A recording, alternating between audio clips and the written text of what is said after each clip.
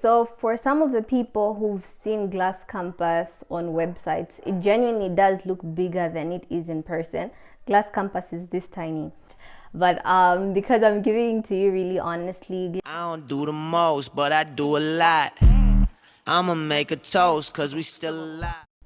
so it's that time of the season again, that time of the year where high school relationships get broken, friendships are ending, mistakes are bound to be made. It's going to be one of the worst yet best times of your life.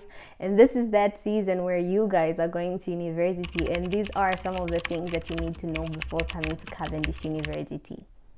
Hi guys, my name is Tori and welcome to this channel. And in today's video, I'm going to be pretty much just running you guys through what you need to expect before coming to Cavendish University. I feel like these are the things that I wish I knew before I went to that university, but also there's a lot of people out there asking so many questions, trying to inquire from students that are already at the school on what to expect. So hopefully this video is helpful to some of you guys who are coming to uni this year, maybe this semester or next semester, and I hope it answers most of the questions that you guys have been asking.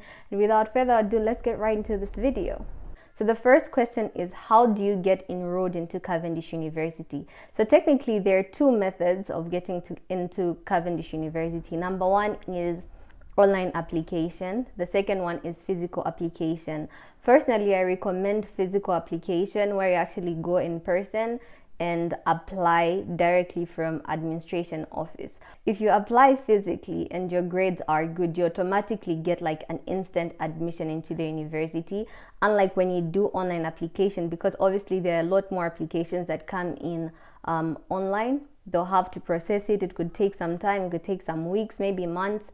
But if you do physically, which is what I did, and your results are good, you get instant admission. Well, the other question is, does Cavendish offer scholarship? Cavendish actually does offer scholarships, ranging I think up to like 100%, no, not 100%. I think it's like 70%, where it only covers for your tuition fee, but you actually have to do accommodation, payments of accommodation on your own.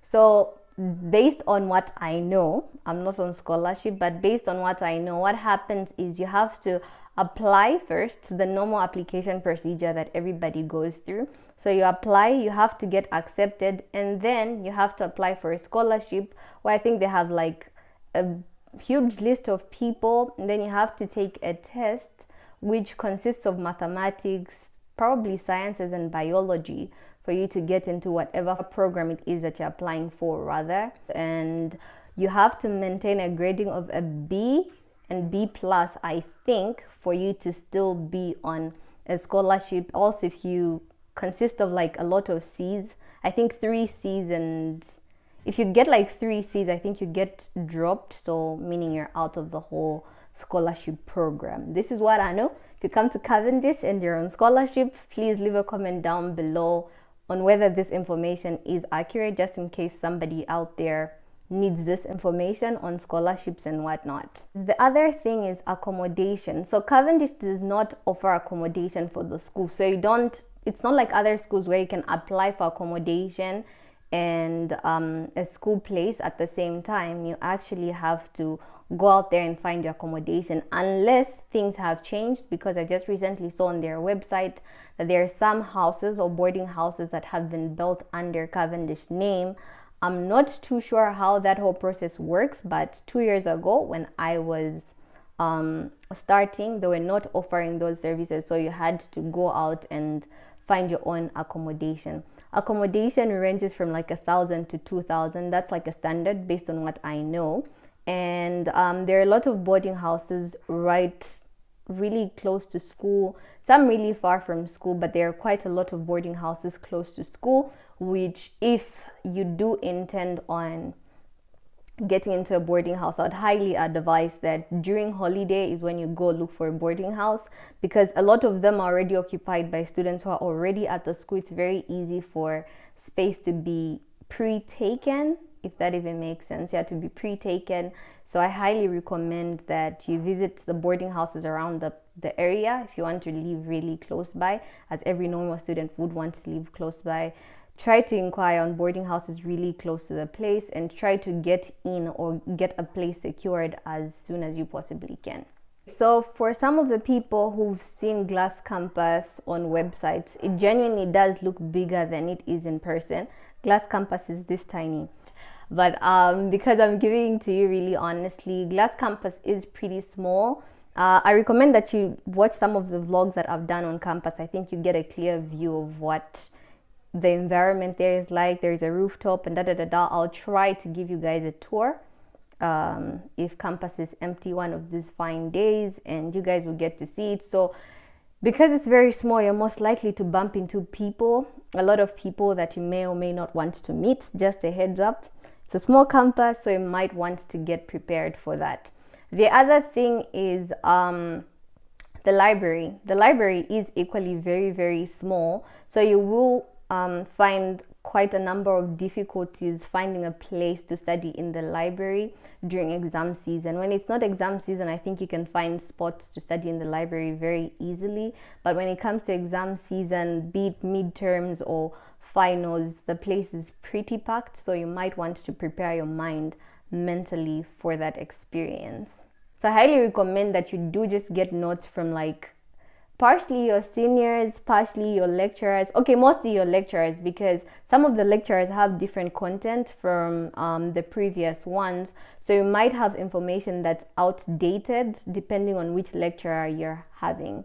But in the event that they still maintain the current lecturers, and I highly advise that you make friends with seniors, get notes from them, and stuff like that. The other thing is your first year experience is going to consist of one huge class, actually two classes, but opened in the middle, which pretty much two classes combined together, and you're going to be learning with people who are going to be doing a whole different programs from what you're doing, because you're going to be taking the same minor courses. So most of them are going to seem very irrelevant, but they really are somewhat useful in just opening up your brain into just being more people-like. You're going to find things like philosophy, psychology, BBA, and history, and I can't remember the other thing, but you're going to have 5 courses altogether, and you're going to be taking them with a bunch of other people from different programs. So you might want to prepare your brain for a big class. If you're like me, I highly advise that you try to go to school early before class starts, so that you can sit in front and pay attention. Because of how big the class is, if you sit in the back, you might not be able to listen in on what the lecturer is teaching in front. The other thing is, just like every other university, you're going to find all sorts of lecturers. Some of them are nicer, some of them are less nicer. The nicer lecturers are going to be able to give you notes and study guides and all the good stuff like that, like in high school, the way they did it to us in high school, okay? So you're going to find some of the lecturers that are pretty good. You could pretty much have access to the lecturers that are more lenient, because they're more accommodative as compared to others. So they'll be able to give you notes, they'll be able to pick up your phone call. If you have any inquiries, they're going to give you direct access to them, so you can call them, you can email them, and all that good stuff, like inquire from them where you're not clear. You could go and literally ask them. They pretty much allow student participation. I feel like all lecturers allow student participation, but it does vary, because others want you to participate after they're done talking, and others are okay with you just raising up your hand in the midst of them talking, and they will attend to you. So you might want to prepare yourself to not really the high school experience where you could have direct access to a teacher at any time. You go to the office and they give you all the material that you need, and they help you, tell you, no, this is this, this is this, and this is that. You might want to prepare yourself, because it's not always going to be like that. Some of the lecturers are nice like that, some of them are not. So prepare your mental state for that experience. The other thing is that Cavendish has 2 campuses, medical and Glass campus, depending on which program you're taking. If you're doing medicine, I'm going to say medicine, there is a medical campus, and if you live close to Glass campus, there is a bus that picks up people who come from Glass campus to medical campus. But you might want to prepare yourself, because the bus only leaves at specific time intervals. So there are like specific times when the bus is going to pick up people, and once you miss it, you miss it. It's not going to carry one person to medical campus because it's really far away. So you might want to prepare yourself for that and just know exactly what time the bus arrives and what time it departs, so that you don't miss your bus if you're going to medical campus. I've never used the bus before, but I know that people do get left even during exam season for either being late or the bus is like too crowded, so you have to wait for another one. I know they bought a new bus recently, which is way bigger, so hopefully the situation has changed. And yeah.